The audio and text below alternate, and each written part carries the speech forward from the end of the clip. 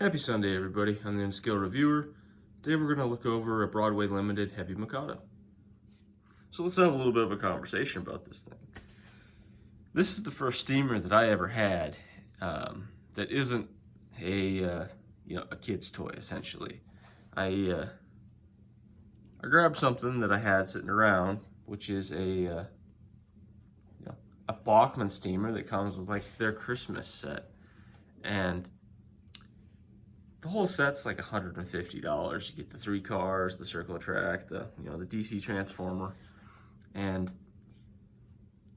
there is a world's difference in quality. I mean, this is a kid's toy. This is a enthusiast's model, and so I have to kind of structure the way I want to talk about this in such a way that this isn't for the beginner. It's just too expensive. It's too detailed. It's too easy to break, and it does require a fair bit of maintenance. Meaning that because of the price, I'm pretty anal about making sure my linkages are oiled on a regular basis. That Bachmann I could really care less about, but the price of this thing really dictates a different level of care. If you're okay with the added expense, and we'll get to price to performance on this in a little bit, because there's some discrepancies between a Paragon 3 and a Paragon 4 that probably should be brought up. This thing is gorgeous. I have, like I said, this is the first steamer I ever had on my layout, and just the level of detail that they can achieve in N scale now is unbelievable to me. The numbering on the light, like I mentioned on the DSW7, it just is crazy to me that they can get decals that small where you can actually read what's on it. Even the number plate on the side, look at how small that text is. I mean, tip of a pen, and you can almost read it down there. The suspension springs, you can kind of almost see the different leaf springs in there. The linkages are gorgeous, and hopefully I can catch it in the pre-review run video, but this thing really looks sweet when it's just crawling across the tracks. It is really a sight to behold on a layout, if I'm being 100% honest here.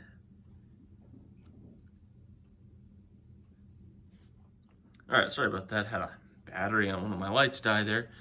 So, jumping back into this, mentioning how cool this thing runs at slow speed, it probably should be noted that this thing has some amazing slow speed potential. It absolutely creeps when you want it to, which is cool because you can do that nice slow steam engine start. And also to that point, this thing has sound. I've never experienced sound on a steamer before, and it's pretty cool.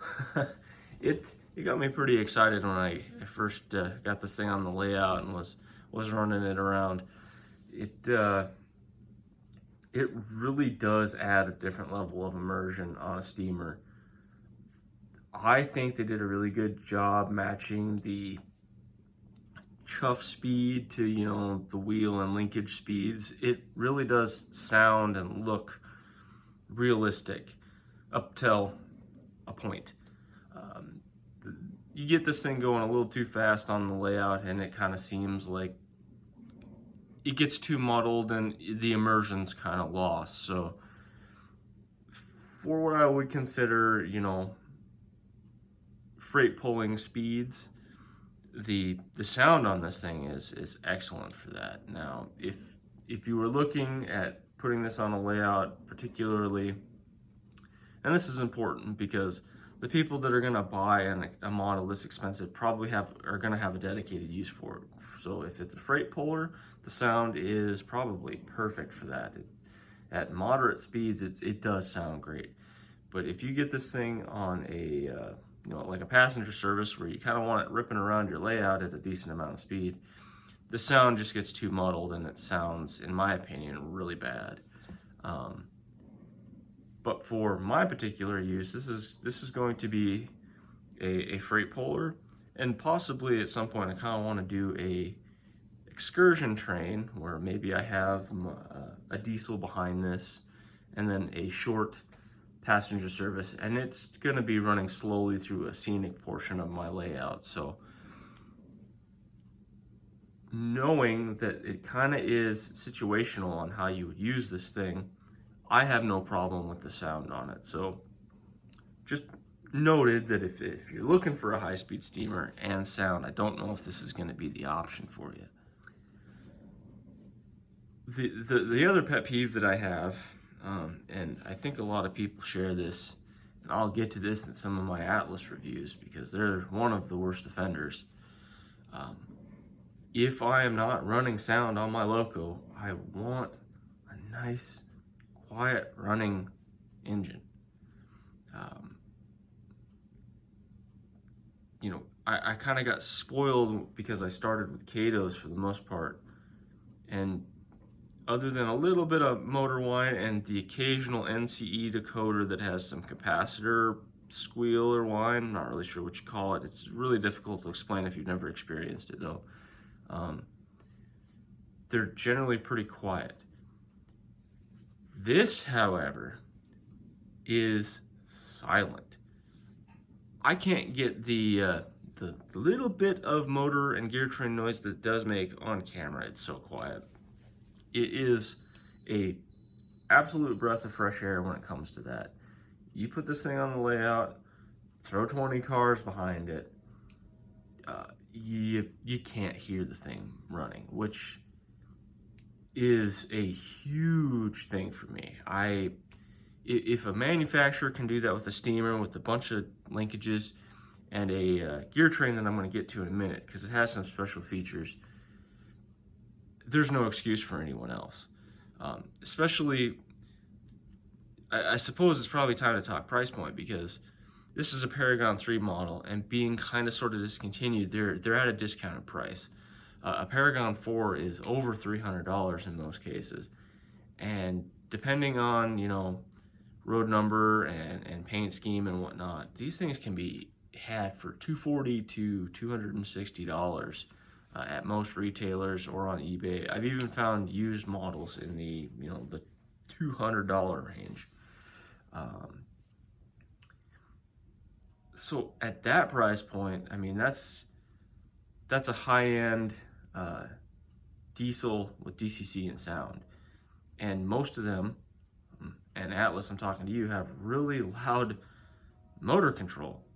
So if you're not running the sound, the thing's almost obnoxious to have in front of you. So this is becoming my new standard for things.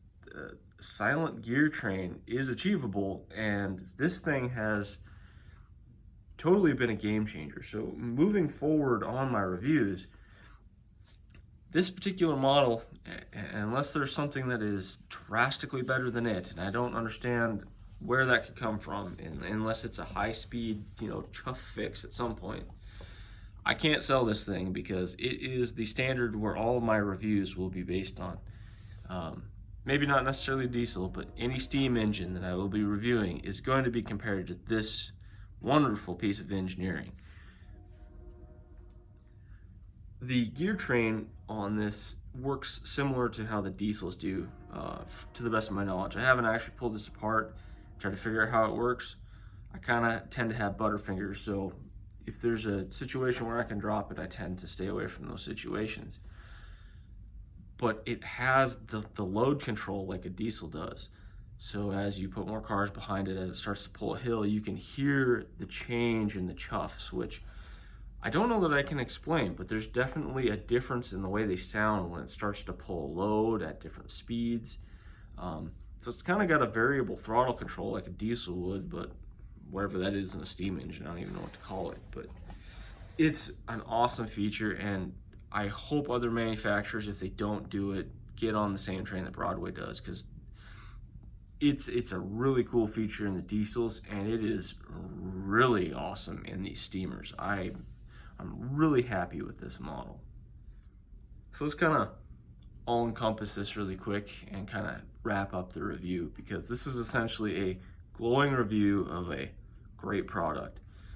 This is what I would call a set it and forget it model.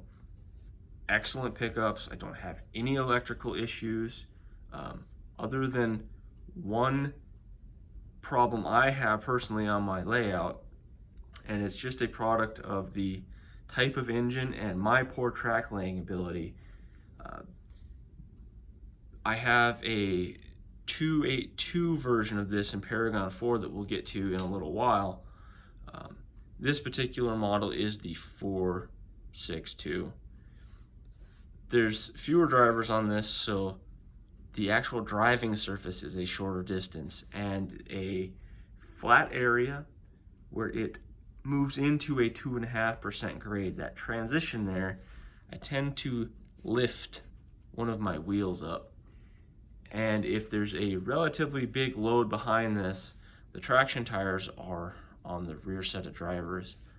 When that wheel comes up, there's not enough traction on the front two drivers to keep pulling without that traction wheel, and it'll end up spinning its wheels at that point.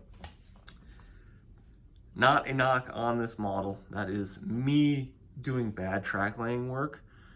But it is something to note that if you have a relatively aggressive incline, I have to because of the space that I have to work with, that you could run into issues with this. Now, that 282 has zero problems. It just has more drivers and a bigger distance, so it does not deal with those issues. So something to be noted. But the thing I'm running into is, if you can still find a Paragon 3, do it, because there's really not that much of a difference between the Paragon 3 and the Paragon 4. That $260 price point on this, for an enthusiast, for the level of quality we're looking at, for the reliability that this thing has, whether it be electrically or moving across switches, because it absolutely follows track like nobody's business. And the fact that it has a perfectly silent drive system that you can throw as many cars as you want behind, and it basically will pull it till the end of time. The enthusiast will absolutely love this for the price it's at. Now, should you find a used one for a lower price than that, I think you're still fine jumping on it. Really, I don't know that there's going to be a problem with one of these wearing out over a period of time, as long as those linkages are oiled at a regular basis. The thing I want to bring up is my love-hate with Broadway. They have something called a refurb outlet store, and I have shopped there a lot. The problem is, half of the models I get there generally end up going back for a minor repair right when I get them, to be honest. I get them and there's something immediately wrong, and I end up having to send them back. Their service team, I don't know who does the refurb. If they get store returns back for whatever reason, they do a quick look over or whatnot. It's not like a broken handrail or something like that. I can generally deal with that type of stuff. It's, something wrong electrically, or, it has something wrong with the gear train. It's a major issue. So I'm not sure how they check over their refurbs, but once I talk to their service department, get a warranty ticket, going, they're really good. They're quick, responsive. They're always really polite to you. They get you your information quickly so you can get it shipped back to them.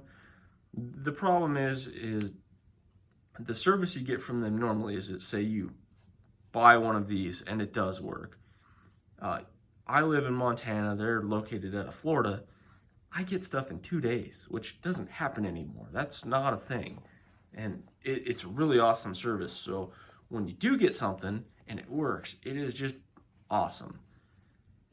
But when you get something that doesn't work and you got to send it back, it ends up being a couple of days. They get you your warranty information, you send it back, then they have freight time getting to them. It takes them a couple of weeks to get the parts and fix it. And by the end of it, you're ended up ordering something and then you're 3 weeks out.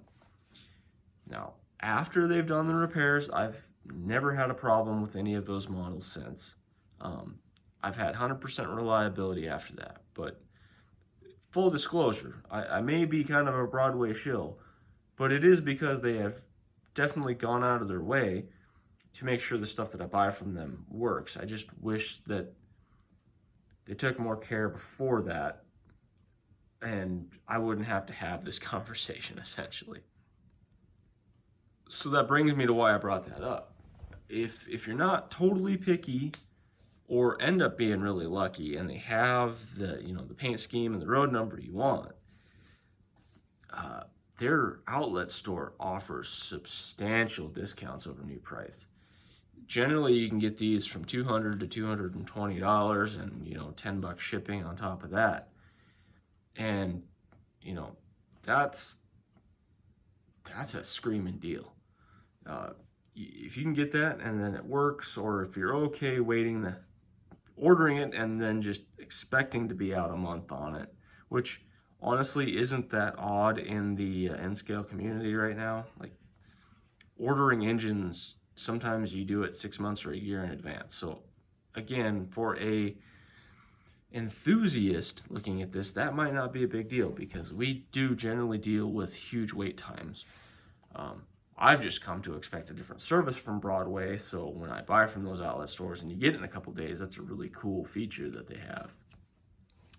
So for that price point, buy it all day. That is an excellent deal. I think even the mid-range guy, if he can get it for that $220 to $230, it's going to be a game changer for that person. That's a drug at that point. You get something like this on your layout and you realize the difference between a low quality or mid quality into this thing, which is, enthusiast level fun. That's the thing, that's the drug that gets you and brings you into, oh yeah, I definitely need to build a layout type situation. So anyway, I appreciate everybody stopping by, and I will see you on Empty Wallet Wednesday. Have a good weekend.